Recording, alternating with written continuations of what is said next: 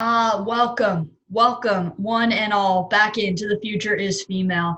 I, of course, am your host, Gabrielle Ducharme, joined here, as always, by my legendary co-host, Nicole Pinter. Nicole, how you doing this morning? Doing all right, all things considered.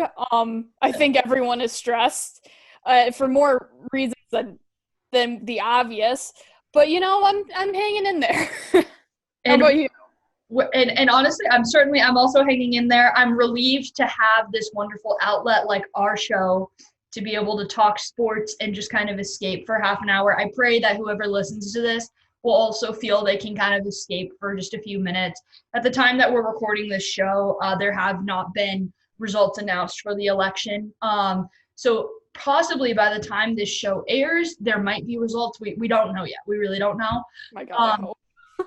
I know. I hope so too. It will be airing on Friday morning or on Friday afternoon at 4 p.m. So tune in, Blaze Radio.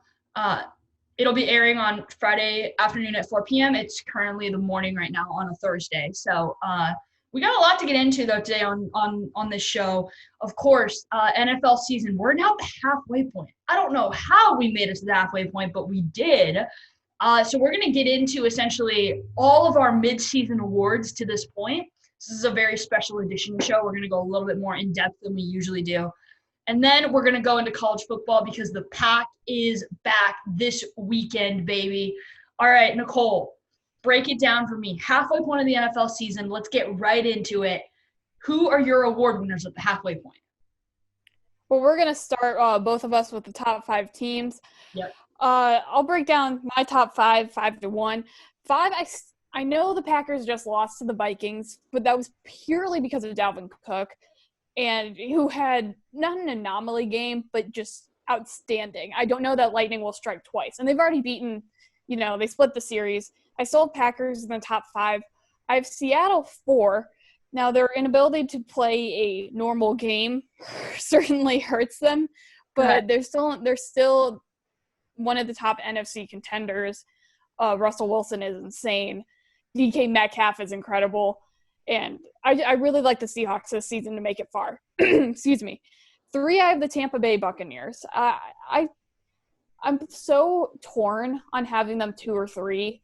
I mean, they've really gotten it together the past few weeks. Tom Brady has looked outstanding. They add Antonio Brown this week, which will make the offense more exciting. The defense is spectacular. They're all around a good team and should absolutely be the NFC favorite. Two is Kansas City for me. They're not undefeated. They've looked like the Kansas City Chiefs of last year, obviously, with Patrick Mahomes. But I do think they've stuttered a little bit more than as far as the offense. Mahomes hasn't, but the offense has stuttered a little bit more than they did this year than last year. So I think you can stop them the way the Las Vegas Raiders did. I think they're stoppable. And my number one team is, as long as they're winning, as long as they're undefeated, they'll stay there. The Pittsburgh Steelers.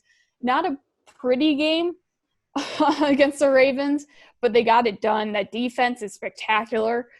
And Roethlisberger is back. Chase Claypool, that offense is back.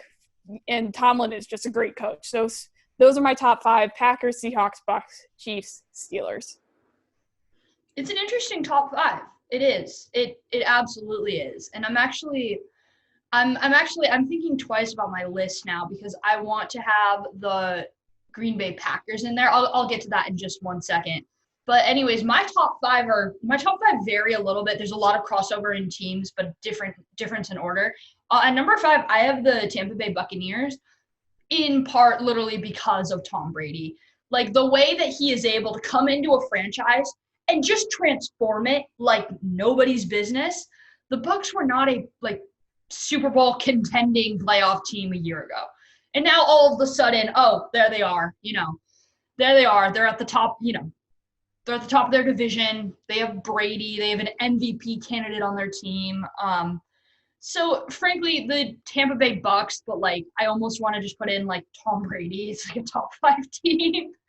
I know I can't, but the Buccaneers are just going to get even stronger now when they add Antonio Brown. The reason why I have them at number five on my list, though, is because I really want to see how they do in the postseason. This is a new roster. It's, a new system for Brady.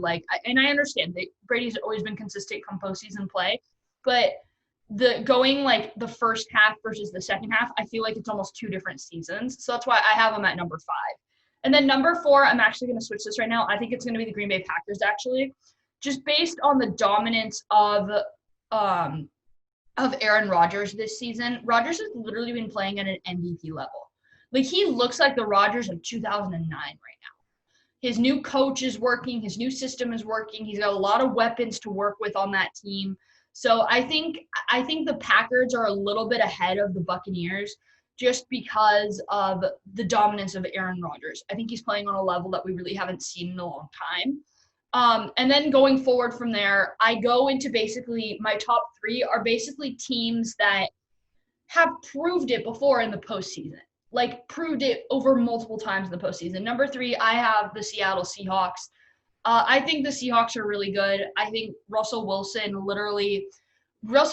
is a player that he can literally just mask any mistakes that you have on your team. Any holes that you have on your team, you plug Wilson in, and it's like plugging in, the hole for every single thing on that team. I think the Seahawks could easily be a Super Bowl candidate. And then, DK Metcalf is just an absolute man amongst boys. I still am kind of shocked that the Seahawks lost that game, a week ago, 2 weeks ago now, to the Arizona Cardinals. They probably should have won that game. I know, and not to discredit the Cardinals or anything, but I felt like that was literally lightning in a bottle that night for them. Come playoff time, if the Cards face the Seahawks again, I would pick the Seahawks and bet a lot of money on the Seahawks to win. And then at number 2, I have the undefeated Pittsburgh Steelers. I do not have them at number 1, which a lot of people are probably like, hey, why don't you have them at number 1? And a lot of people may argue otherwise on that. But I think the Steelers are number 2 specifically because of I don't know how accurate that undefeated season is, if that makes sense. I need to see them in second half play because you're undefeated the first half of the season. It almost feels too good to be true. I almost want to see you mess up even just a little bit.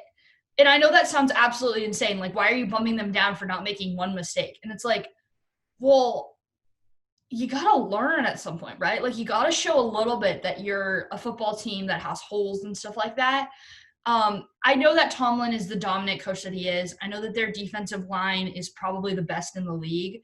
But then when it comes down to, I always go back to the quarterback battle.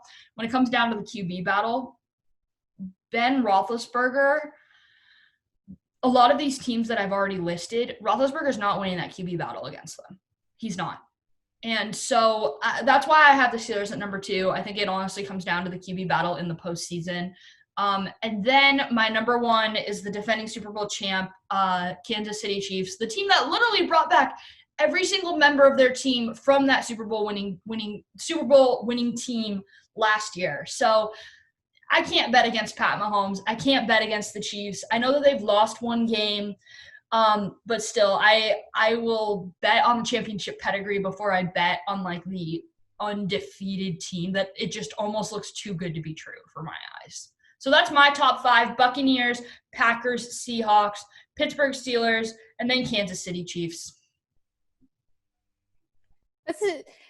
Yours is interesting too. I don't think the Packers are better than the Bucs, and honestly, the Packers weren't able to do anything at the trade deadline. Granted, no one was, but I think Rodgers, like Brady, has been able to make wide receivers who are nobodies into somebodies. Take Chris Hogan is probably the biggest example. Did you know he played lacrosse? Anyway, he played lacrosse. It's a joke because every time he would catch a pass, they're like, he played lacrosse. And all the announcers. The Bucs are all around better than the Packers. The Vikings loss is bad, but it's not bad enough to kick them out of the top 5 for me. The Titans have lost 2 straight, so they're sitting there. And as far as the Steelers go, I would think they were tested against the Ravens. even more so than they should have been, because Lamar was trying to hand them the game. And the Steelers, like Lamar with his 2 interceptions in game, I think they both got run back directly for touchdowns as well. He threw for, I think it was 208, 2 touchdowns, and then 2 interceptions. So they kind of just cross-canceled each other out there, especially when interceptions lead to the Steelers scoring. Because everyone in Baltimore did their job except Lamar Jackson. And the Steelers defense took advantage of that. So to me, I think the Steelers are tested. I think they've been tested more than they should have been against teams like the Eagles. But that's why I have them number 1. But Packers are top 5, kind of just barely hanging there for me. Yeah, I get that.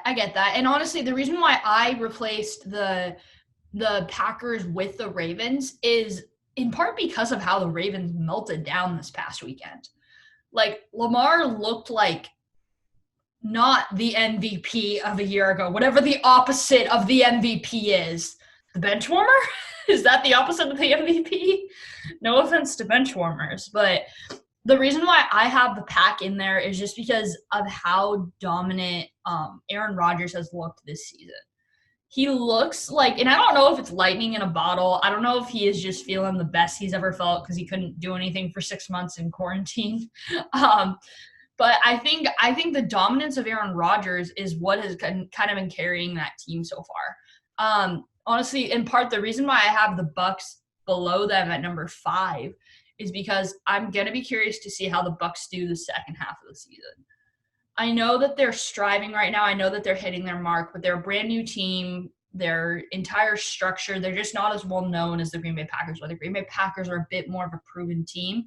I feel like the Bucs just aren't quite as proven of a team yet. I know Tom Brady is proven. I know that they have other weapons on their team that have been proven before, but like when you put them all together on a brand new team with a brand new coach and a brand new system, the stakes are a little bit different for me. I almost want to see a little bit more of a sample size. They're definitely a solid number 5, probably creeping up to number 4, but like that's just my opinion. I want to see a little bit more of them.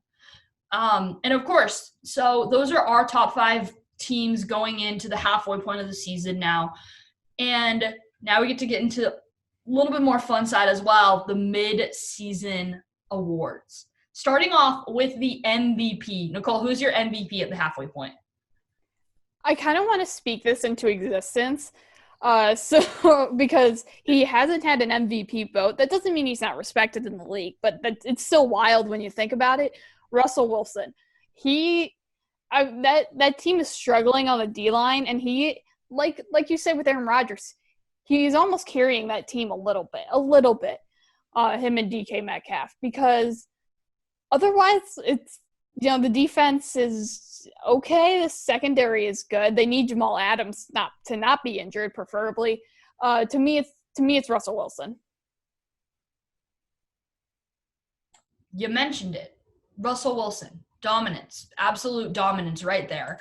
And frankly, I can't blame you at all for picking him as your MVP. I was almost tempted to pick him as my MVP. And then I saw that you picked him, and I was like, okay, I got to pick someone else for one thing. And for another thing, my pick for MVP is actually Tom Brady because of what he's been able to do for the Tampa Bay Bucs this season. I mean, shoot, he came into a brand new system, started off struggling I think he struggled for 1 week. And people were freaking out, oh, it's the end of Tom Brady. It's the end of Tom Brady. And I'm like, no, it's not. So I gotta go with Brady as my MVP just because of what he's been able to do with a brand new system thus far. Moving on, though, of course, Offensive Rookie of the Year. Nicole, who's your pick for Offensive Rookie of the Year, the new guys in the league? This is tough because a lot of the Offensive Rookie of the Years, this is a great rookie class. For me, it's Justin Herbert. He is actually tied with Russell Wilson on deep passes beyond 20 yards for touchdowns, which is really impressive. He's not afraid to throw the deep ball. His only flaw is that he's on the Chargers, and they tend to lose games in various Charger ways, like against the Denver Broncos this past Sunday. That's really his only flaw. And he's been so good. He's deserved to get a win, and he's due for a win. It's tight with Joe Burrow. Again, his only flaw is being on the Bengals, but I got to go with Justin Herbert. He's been outstanding, and I think it's slightly unexpected too. Especially you and I were at the ASU Oregon game, and we're like, "Oh, this guy's done." Like, excuse me, like that game was so bad for him. Oh, he's not going to be good in the NFL, and yet here he is. Yeah. So Justin Herbert, my offensive rookie of the year. Yeah, there you go. Your offensive rookie of the year is Justin Herbert. And then mine is a bit more expected. You just mentioned his name 5 seconds ago, Joe Burrow of the Bengals. Yeah, literally his only flaw is that his team is terrible. He is not protected. He has a terrible offensive line. I think I saw a stat the other day that he averages getting sacked 3-4 times a game or something insane like that. It's bad. It's really bad. Joe Burrow, though, is my offensive rookie of the year because of what he's been able to do with pretty much nothing. He was given air. That's what he was given. He wasn't given wide receivers. He was just given air and defensive and the opponent's defense. That's what he was given. Moving on from the offensive rookie of the year to the defensive rookie of the year. Nicole, who's your pick for defensive rookie of the year? This one's tough because I'll say your answer real quick is Chase Young because it seems obvious. He was top 3 pick. He's been really dominant for that Washington defense. I'm going to go with the Bucs rookie, Antoine Winfield Jr. He got an interception against Aaron Rodgers. He's been disruptive in the secondary, and I think he's been all around a really good addition for that Bucs D and much needed in the secondary. So Antoine Winfield Jr. is mine. Yeah, of course. I once again, I went with the obvious pick. I went with Chase Young just because of what he's been able to do for the Washington football team. It's a good thing I'm calling it that now, the Washington football team, not their old, mascot. Anyways, I go with him as defensive rookie of the year just because of the obvious. He was a top 3 pick. So he's expected to basically be in that conversation for the entire season. He's literally expected to. He's 6'5", 264 pounds of just pure muscle. Let's be real, just pure muscle. And he's really, he's showing up. He's showing up in games. He's dominating the way that he needs to. His team's not that good, but my pick for defensive rookie of the year, Chase Young. Moving on to something a little bit more fun, something that I haven't even figured out yet because I can't figure out a name outside of one guy, and Nicole already has them listed. Defensive player of the year. Nicole, can you just break it down for us why it's pretty much one guy and we can just agree to disagree on that and move on? Yeah, I'll give credit where credit is due. TJ Watt and Myles Garrett are definitely right there. Aaron Donald, he has a name. He's already been named Defensive Player of the Year 3 or 4 times already. He's just been so disruptive at the line, and even when you put 2 or 3 blockers on him, he still gets there. 39 disruptions. He has a 15.2% disruption rate of the offensive play, 38 QB pressures, 14.8% QB pressure rate, and he's caused 3 turnovers on those QB pressures. He's a force. He's a force to be reckoned with. You can't block him. You can't stop him. And it's really hard to see anyone else be Defensive Player of the Year. Yeah, you mentioned it. That's why he's Defensive Player of the Year for myself as well. I don't have much more to add to that other than just look at the difference that he makes on his team as a whole, right? You can go through statistics all you want, but then just look at how players react when they have to go up against him in games. It's different than any other player on the field. It's different than any other defensive player in the entire league, and there are a lot of them. So Aaron Donald, that's both of our picks, frankly, for Defensive Player of the Year. I can't really argue against that. Offensive Player of the Year, a bit more fun. There's been a lot of guys dominating this season, a lot of new names dominating this season. Nicole and I both have 2 names here. Nicole, who's your Offensive Player of the Year? For me, it's Derrick Henry, and I feel like this is always the QB who either won MVP or who was second in MVP votes.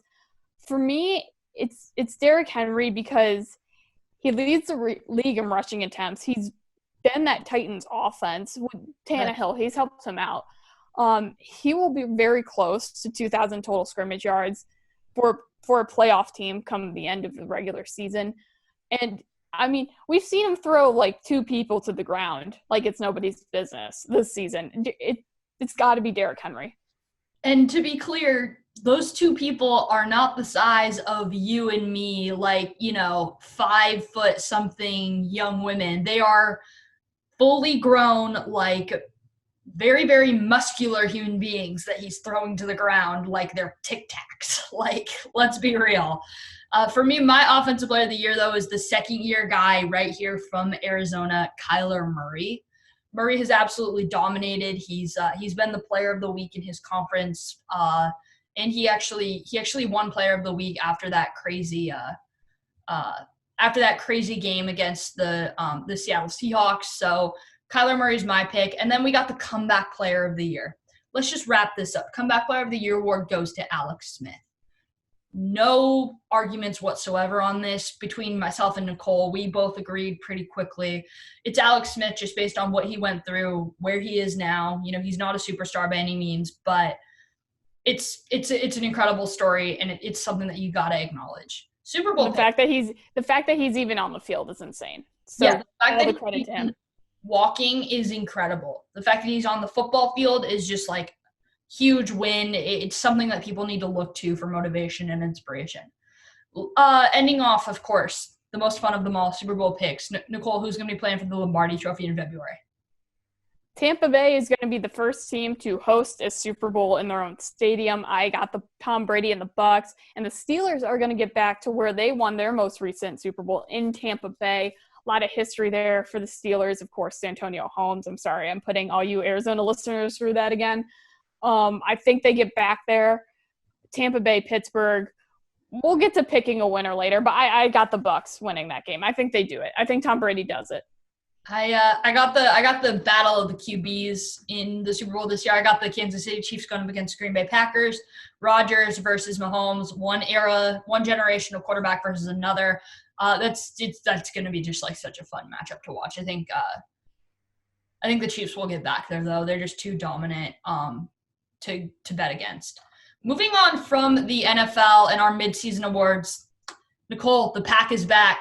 Week 1 notable matchups. Break it down for us. What can we expect this Saturday?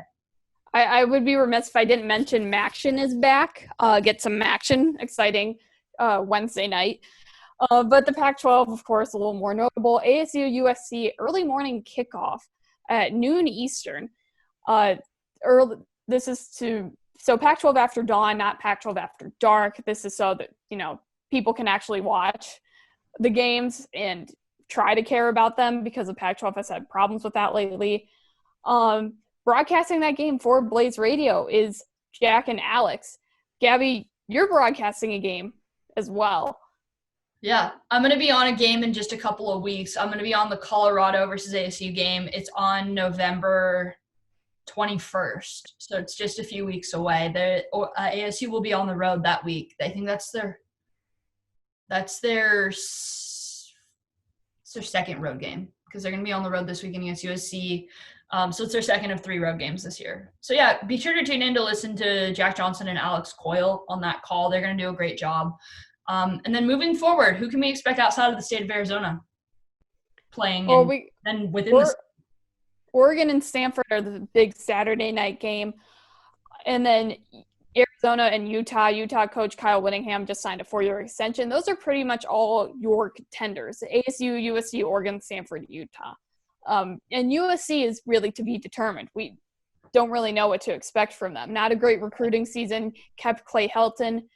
No clue what to expect from USC. Should be really exciting for ASU. So let's get into some predictions. Let's start with the Pac-12 champion. Gabby, who is your Pac-12 champion? Oh, right now it's coming down between Oregon and ASU. I literally think ASU has a chance to win it all. I think it's really going to be dependent on how they do literally this week. Like this week can literally make or break their entire season. So I think it'll be Oregon versus ASU in the Pac-12 championship game, and then I think ASU is going to win it. I think this is Jaden's time to shine. I think Frank Darby, he's going to be leading that dominant wide receiving core. They're a young team, but they're going to be a fun team. They play fast. They love playing up-tempo offense. They love going. Daniels has a lot of speed on that back end, so I think ASU is going to win it. I want to pick ASU so bad. No, none of the experts are picking them, but this weird season would be the season for them to do it.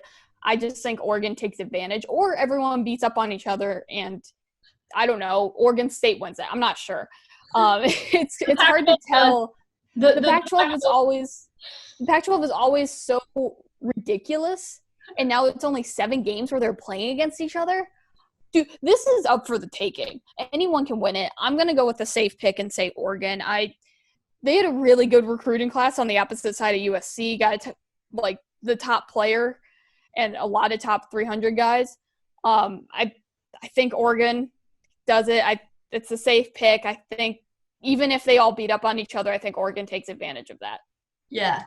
To give you some context, it's like this is like essentially playing roulette in Vegas. You're just playing roulette and hoping that like some team out of the Pac-12 sticks, and that they don't all just essentially knock themselves out because the Pac-12 hates itself, and that's what happens. So much. Oh my God. Let's talk ASU season real quickly though. Starting off at USC versus Cal, at Colorado versus Utah versus UCLA, and then at Arizona. Gabby, what are your expectations for ASU this season? I think they have a good chance to go undefeated. I really, really do. I think they have a good chance to either go undefeated or go 5-1 on their season. And then whether or not they actually can punch a ticket to a bowl game, I think that's a given. I think they will get to a bowl game. But going forward, Nicole, what do you think will happen with the ASU team this season? They should be expecting big things, especially since Herm Edwards said Jaden Daniels was game managing last year. He was a game manager in the Oregon game. Okay, sure, I'll take that because he's only going to be so much better this year. ASU should be so excited for this year. A lot of their season hinges, though, on this USC game, and I don't think anyone has a clue what they're going to get out of USC this year, and ASU has their first crack at it. They should absolutely take advantage of a disadvantaged USC team, and they'll be remiss if they don't, especially going forward and having a chance to punch a ticket into the playoff and be Pac-12 champion. Which, right. Gabby, real quickly, will the Pac-12 make the college football playoff? As much as I wish I could say yes, I got to go a hard no on that because in a normal year, the Pac-12 struggles to make the playoff when every team is playing the same amount of games. Now they're playing half as many games as the rest of the country, so I'm going to go with no. Nicole, what about you? Yeah, I tend to be on that same side of the coin, unfortunately. No one likes the Pac-12, not even the Pac-12 itself, as you'll hear me repeat over and over on the show. And we'll see that this weekend. The Pac-12 playoff chances are basically this week. Who will have a chance this week? Will they punch their ticket? Could very well be decided in these games this week. ASU, USC, Oregon, Stanford. I was about to say it could literally be decided before 12 o'clock on the first day of on the first game day. It could literally be decided by that game. It really could. I mean, if Oregon, I think Stanford is good, but if Oregon wants to get to the playoff, which is the Pac-12's best chance, they can't lose to Stanford. And then ASU, USC, I think whoever wins that game moving forward just has to keep winning. And I think everyone in the Pac-12 should root for going forward because it's either the ASU, USC winner or Oregon as far as a playoff. And I don't know. Listen, I'm rooting for a really weird college football playoff. Give me Cincinnati in the college football playoffs, please. This is a year for it. Give it to me. I like chaos. I like chaos in the college football world. Let me be clear. In college football and the NFL, I enjoy chaos nowhere else. But it'll be tough. Yeah, it's going to be extremely tough. And of course, the biggest question of it all, will we make it through the season in the Pac-12 conference? There's already a game that's considered already being canceled or postponed due to a COVID-19 outbreak. So it's going to be interesting. And only time will tell whether or not we actually do make it through the season. Of course, for Nicole Pinter, I'm Gabby Ducharme. Thank you guys so much for joining us this week on The Future is Female. We'll see you guys next week with even more action from all the sports landscape. Thank you guys so much for joining us. Until next week, stay safe, stay happy, and stay healthy.